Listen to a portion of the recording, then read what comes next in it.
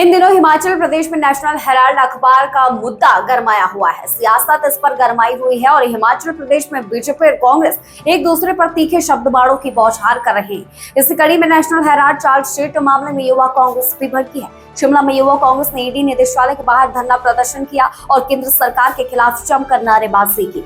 इसके अलावा प्रधानमंत्री नरेंद्र मोदी का भी पुतला फूंका गया। युवा कांग्रेस ने आरोप ये लगाया है कि केंद्र सरकार विपक्ष के नेताओं की आवाज दबाने के लिए जांच एजेंसियों का दुरुपयोग कर रही है और विपक्ष के झूठे मामले दर्ज करने के आरोप लगाए गए हैं। युवा कांग्रेस के प्रदेश अध्यक्ष छतर सिंह बताते हैं कि केंद्र की मोदी सरकार सीबीआई ईडी का दुरुपयोग कर रही है और यह जांच एजेंसियां स्वतंत्र है, लेकिन इनका नाम भाजपा एजेंसी रखना चाहिए, क्योंकि जब भी देश में कहीं चुनाव होते हैं तो भाजपा विपक्ष के नेताओं को डराने धमकाने के लिए ईडी का प्रयोग करती है।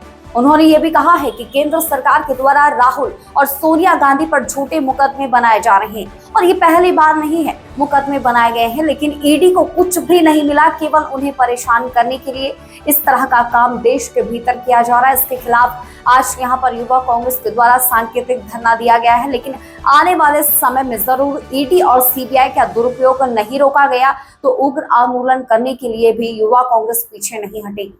Welcome to Akshardham public school Moginand में स्थित, जिसका मुख्य उद्देश्य excellence through efforts, quality education for all class family, शिक्षा के साथ संस्कारों का भी समावेश, दूर दराज से बच्चों के आने जाने के लिए कटोला, सैलानी, सैनवाला, देवनी, विक्रमबाग, कौंथरो, सुकेती, जोड़ो, कालाम, मैनथप्पल व जाटावाली से बस की सुविधा उपलब्ध किया गया था।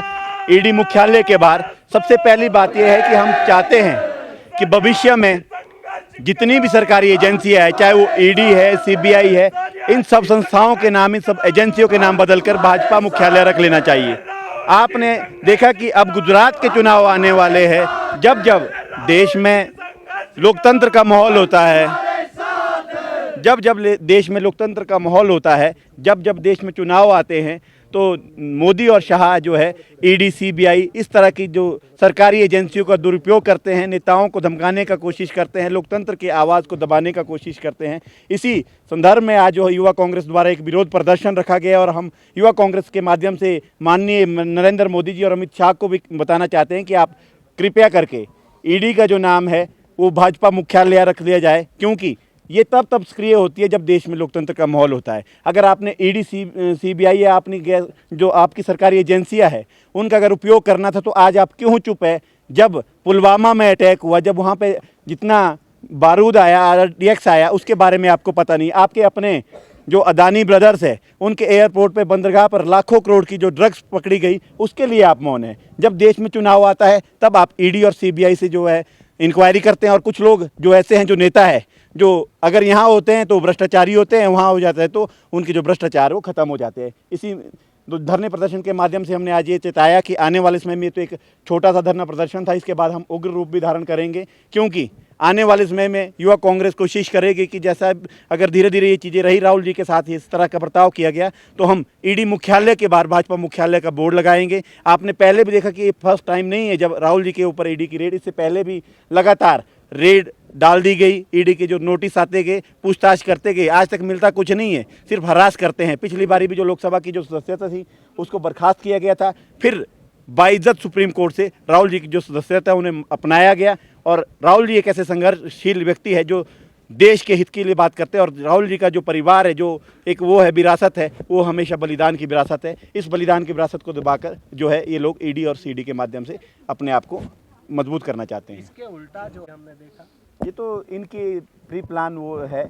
आपने देखा होगा कि भी बिलासपुर में जब गोलीकांड हुआ तब भी भाजपा प्रदर्शन कर रही थी कि भी हत्यारों को जो है सज़ा देनी चाहिए। बाद में पता लगता है कि जो हत्यारे हैं, जिन लोगों ने जो गोलीकांड में है, वो माननीय जो विधायक है, उनके साथ ही उनके फोटो है और उनके ही संबंधी है। इस तरह से जो ये आवाज़ को दबाने की जो एक स्ट्रेटेजी है, इसका ये युवा मोर्चा जो है काम कर रही है।